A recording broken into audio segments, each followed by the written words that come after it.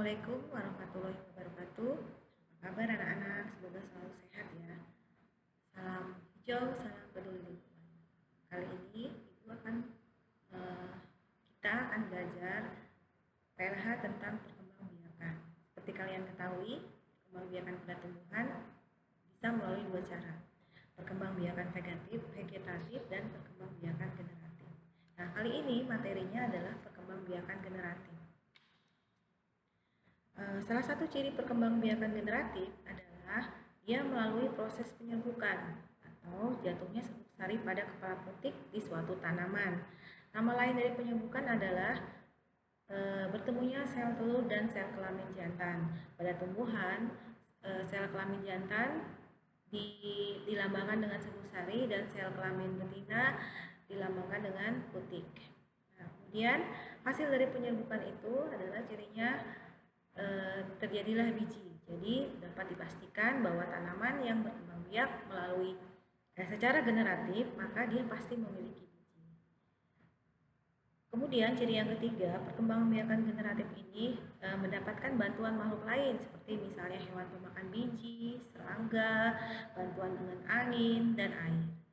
Yang terakhir, perkembangbiakan generatif ini dicirikan dengan cara berkembang biak dengan cepat. Contohnya kacang hijau, cabai, tomat, dan tumbuhan yang lainnya.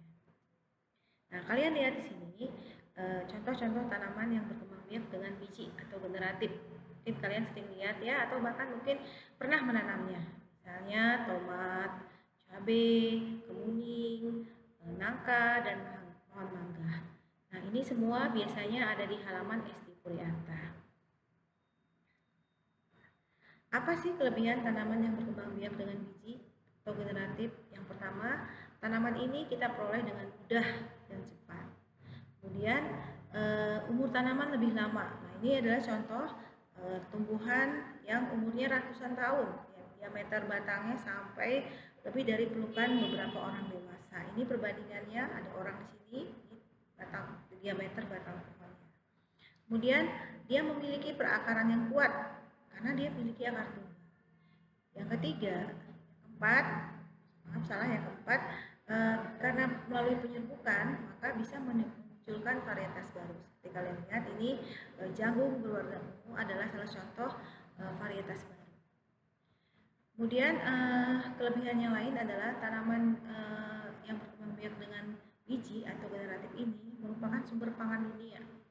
Jadi hampir sebagian besar makanan pokok kita itu berasal dari tanaman yang berkembang biak dengan biji, contohnya gandum, padi atau beras, terus kacang hijau, kacang tanah, sagu, itu contoh tanaman yang berkembang biak secara generatif. Kemudian bunga-bungaan, banyak sekali bunga-bungaan di sekitar kita itu berkembang biak secara generatif. Ini salah satu contohnya tanaman yang berkembang biak melalui proses biji. Nah, setelah nanti kita akan belajar perkembangbiakan generatif, kita akan melakukan penanaman atau pembibitan tanaman dengan cara menanam biji. Yang pertama nanti yang harus kalian siapkan dan perhatikan adalah bagaimana menyiapkan benih atau biji. Ada beberapa perlakuan yang harus kita lakukan supaya bisa tumbuh. Kemudian menyiapkan media. Nah, ini bagian yang penting ya, karena media ini salah satu syarat supaya tanaman biji itu tumbuh dengan baik.